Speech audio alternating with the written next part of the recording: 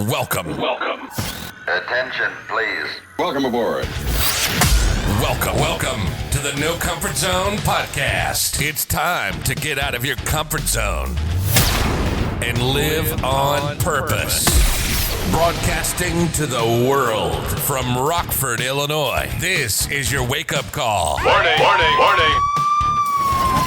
You are the solutions to all your problems.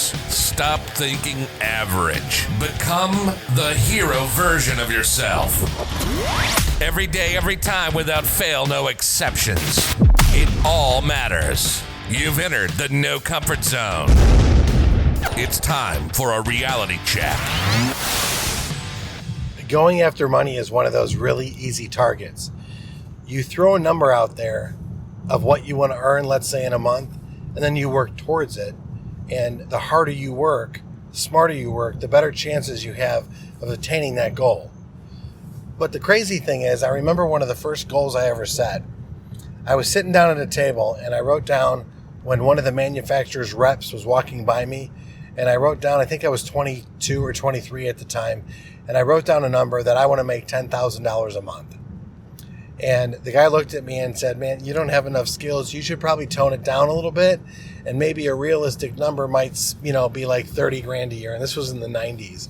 And I remember when he told me that, I'm like, why would I want to put that down? Why would I want to put down, make 3 grand a month when I want to make 10 grand a month? Well, because you don't know how to do that. And I was like, yeah, but I'm reading a lot of books. And I was literally, by him, laughed at. Like, well, let me know how that works out for you. No, that month I didn't make 10 grand, but I wrote it down as an I will statement that I will make this. And what's funny is that's more money than I've ever would have made in my life. And would you not believe that year that I put that goal together, I did not make 120,000. I actually made just under 100,000 when I was used to making about 30 grand. And why is that? I think it's because that person actually let me know that they didn't believe in me, and it was a chance for me to believe in myself. But I do want to tell you this, especially if you're in your 20s and you're listening to this, that's one of the worst mistakes you can make, is by putting a target out there as far as how much money you want to make without purpose. And that's what I did. I just was going after a number. And most of my life, that's all I was doing. I was chasing a number, year to date. I kept thinking if I make more money, I'm going to be happier. And you know what? When you don't have the money, you're going to listen to a guy like me and you're going to hear me say it and you're going to be like, well, yeah, you don't know what it's like. And yeah, I do know what it's like. I know what it's like to work really long and really hard all month long, 60, 70 hours, in a week, and then bring home, and I kid you not, for the whole month, bring home about $900. It's a very true story. And I also know, too, is that I worked my tail off, but I worked really smart and I enjoyed what I was doing. I committed to a process. And I made, obviously substantially more than that, and able enough to provide for my family just by myself and working a process like that. And the moral of the story isn't about the money. It's what the money's going to do for me. There's times where I was speaking on stage getting paid very well to speak on stage, but the substance of what I was bringing across, I really didn't have conviction anymore, because here I am, a motivational speaker, and here I am after we're done with the motivational seminar and teaching people how to set their goals and how to accomplish things and be a better version of themselves. Here I am going to the bar getting hammered at night. Totally incongruent. Not who I wanted to be, wasn't the person I should have been, and I didn't feel good about the money I was making, and I walked away from it for that reason. A lot of stories will be told why I left that, but the fact of the matter is the guy that was in the mirror, I didn't believe him anymore. It wasn't through a really long, hard road that I realized, you know what, if I keep working for the objective of money, I'm never going to be happy. It's what's the money going to do for me? What am I going to be able to do to help people around me?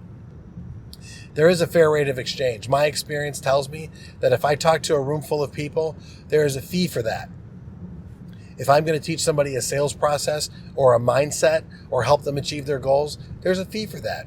There's a fair rate of exchange. And the best part is this. I'm the king of failures, so I know what to look for. And I've also accomplished some pretty good personal goals for myself. But the truth be told, in the end, I'm still working it out just like you.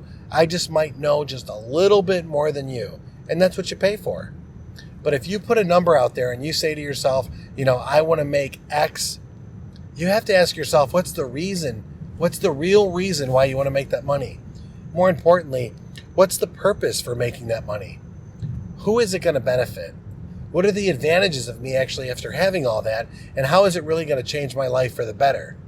Because if you are working for money, you're going to be in a sad and lonely place. But if you can find a way to work for the experience, and I'm not talking like, in the millennial area of the day, I just want the experience. I'm talking the work ethic. I'm putting an objective out there. Money is a trophy. It's a reward. But the reason I'm doing is it for the satisfaction to know that I can do it, I will do it, and I must do it. Whether you're in sales, whether you're in management, whatever it is that you're doing, there's so many things that can come up with.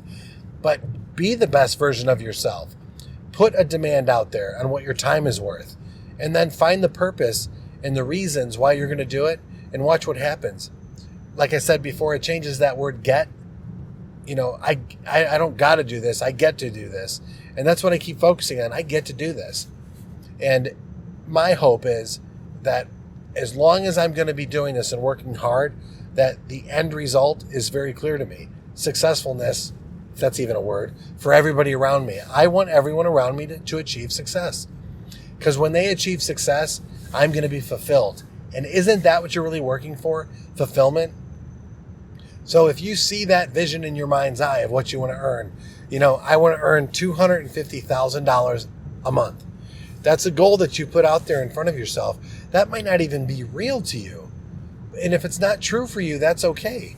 Put something that is true for you right in front of your face. What's something that you believe to be realistic? What is your desire? And then it's time for you to get uncomfortable and go for it.